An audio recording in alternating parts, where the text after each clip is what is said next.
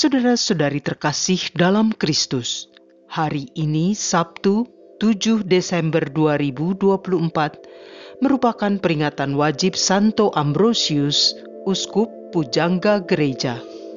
Bacaan dibawakan oleh Luisa Valencia, Mazmur dilantunkan oleh Emilia Septiana, dan renungan ditulis oleh Julius Andrianto. Selamat menekuni Sabda Allah. Mari kita semakin mengasihi, semakin peduli, semakin bersaksi.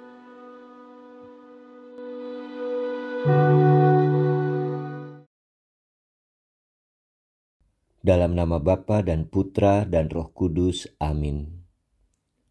Allah Bapa yang Maha Kasih, kami mempersembahkan seluruh kehidupan kami hari ini kepadamu dalam kesatuan kasih dengan Putramu. Semoga Ia menjadi pembimbing dan kekuatan kami hari ini, sehingga kami mampu menjadi saksi-Mu dan mengambil bagian dalam perutusan Putramu terkasih, Tuhan kami. Amin. Bacaan dari kitab Yesaya, bab 30, ayat 19 sampai 21, dilanjutkan dengan ayat 23 sampai 26.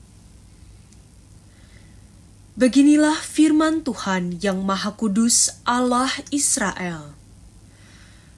Hai bangsa di Sion yang mendiami Yerusalem, kalian tidak akan terus menangis. Pastilah Tuhan akan mengasihani kalian apabila kalian berseru-seru. Begitu mendengar teriakmu, Ia akan menjawab. Walaupun Tuhan memberi kalian roti dan air serba sedikit, namun gurumu tidak akan menyembunyikan diri lagi. Kalian akan terus melihat Dia, dan entah kalian menyimpang ke kanan, entah ke kiri, sabdanya ini akan kalian dengar dari belakangmu. Inilah jalannya, ikutilah jalan ini. Pada waktu Tuhan akan mencurahkan hujan bagi benih yang baru kalian taburkan di ladang, dan dari hasil tanah itu, kalian akan makan roti yang lezat dan berlimpah-limpah. Pada waktu itu, ternakmu akan merumput di padang rumput yang luas. Sapi-sapi dan keledai-keledai yang mengerjakan tanah akan memakan makanan campuran yang sedap, yang sudah ditampi dan diayak. Dari setiap gunung yang tinggi, dan dari setiap bukit yang menjulang, akan memancar sungai-sungai pada hari pembunuhan yang besar apabila menara-menara runtuh. Maka terang bulan purnama akan seperti terang matahari terik, dan terang matahari terik akan 7 kali ganda, yaitu seperti terangnya 7 hari, pada waktu Tuhan membalut luka umat-Nya dan menyembuhkan bekas pukulan. Demikianlah sabda Tuhan.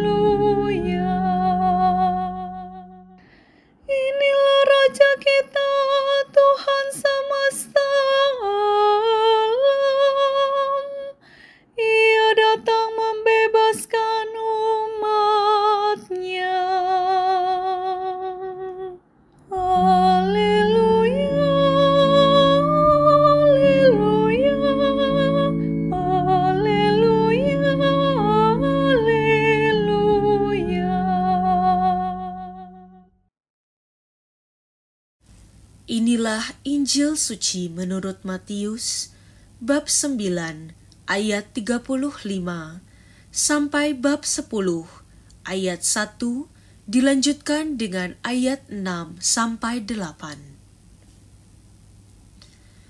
Sekali peristiwa, Yesus berkeliling ke semua kota dan desa.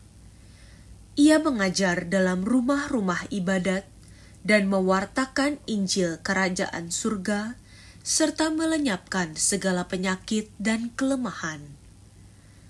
Melihat orang banyak yang mengikutinya, tergeraklah hati Yesus oleh belas kasihan, karena mereka lelah dan terlantar seperti domba yang tidak bergembala. Maka Yesus berkata kepada murid-muridnya, "Tuaian memang banyak, tetapi pekerjanya sedikit. Maka mintalah kepada Tuan yang empunya tuaian, supaya ia mengirimkan pekerja-pekerja untuk tuaian itu."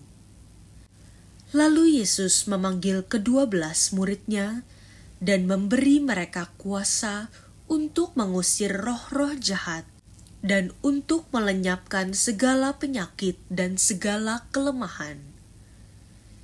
Yesus mengutus mereka dan berpesan, "Pergilah kepada domba-domba yang hilang dari umat Israel. Pergilah dan wartakanlah, kerajaan surga sudah dekat.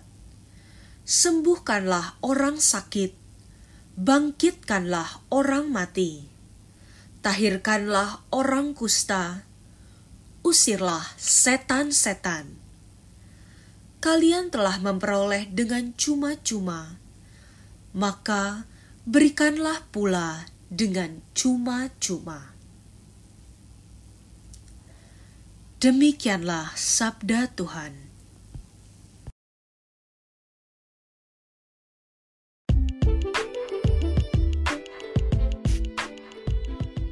Kepekaan hati. Renungan dibawakan oleh Julius Andrianto.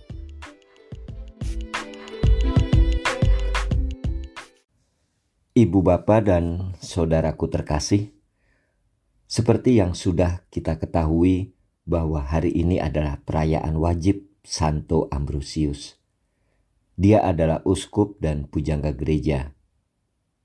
Dalam perjalanan karyanya sebagai seorang uskup, ia dengan bijaksana mengabdikan dirinya untuk mendampingi kehidupan iman umat, sedemikian sehingga kehidupan umat menjadi dinamis, baik dalam hal iman maupun berpastoral dengan karya-karya kasih kepada yang membutuhkan. Tentu semua berawal dari sebuah kepekaan akan kehidupan masyarakat saat itu, kehidupan dengan segala problemnya. Apalagi dia sebelumnya adalah seorang gubernur, sehingga tahu persis apa yang harus dilakukannya. Dalam bacaan Injil hari ini juga diawali dengan sebuah perjalanan kehidupan, yaitu perjalanan Yesus yang selalu terbingkai, selalu terframing dalam konsep pengajaran dan tindakan kasih. Jadi jelaslah bahwa Yesus juga menghendaki kita yang dalam kesatuan iman karena rahmat pembaptisan, kita yang dalam kesatuan rahmat keselamatan, melanjutkan apa yang telah Yesus laksanakan, apa yang telah Ia ajarkan.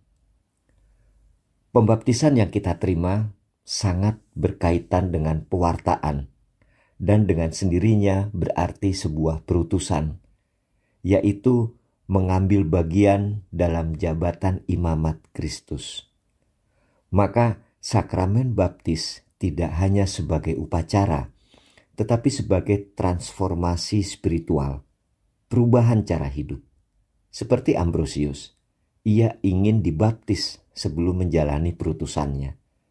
Setelah ia dibaptis dan ditahbiskan, ia memberikan seluruh kehidupannya, memberikan dirinya seutuhnya untuk berkarya, mendampingi kehidupan umat, dan tentu diwujudkan juga dalam karya-karya kasih sebagai perwujudan iman itu sendiri. Ada dua sikap dasar yang ingin kita tiru dan kita kembangkan dalam perjalanan hidup kita. Tentunya konsep pengajaran tidak hanya diartikan sebagai pengajaran dari yang tidak tahu menjadi tahu, atau tidak hanya mengajar dari yang tidak kenal menjadi kenal, tetapi lebih dari itu, yaitu dengan memberikan contoh cara hidup.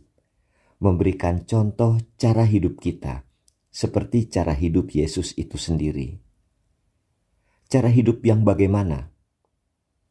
Secara sederhana, kita dapat mengambil frasa dari bacaan Injil tadi.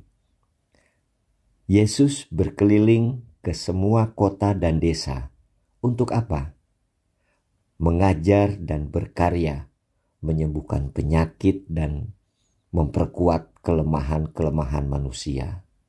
Dari frasa ini kita dapat secara sederhana mencontohnya, yaitu dalam seluruh perjalanan hidup kita mau berjumpa dengan siapa saja dan memberikan contoh hidup kita sebagai murid Yesus. Dan tentunya juga melakukan karya-karya kasih. Karya-karya kasih ini juga tidak melulu berupa materi, tetapi juga berkarya dalam hal spiritualitas hidup. Dalam Katekismus Gereja Katolik sangat jelas disampaikan, karya-karya belas kasihan adalah perbuatan cinta kasih yang dengannya kita membantu sesama kita dalam kebutuhan jasmani dan rohaninya. Mengajar, menginspirasi, memberi nasihat, menghibur, dan lain-lainnya itu adalah contoh-contoh karya belas kasihan di bidang rohani. Karya-karya belas kasihan di bidang jasmani sangat mudah kita temukan dalam karya-karya karitatif. Itu yang pertama. Dan yang kedua, sebuah frasa. Tergeraklah hati Yesus oleh belas kasihan. Frasa ini mengisyaratkan kita untuk selalu mengolah kepekaan hati kita.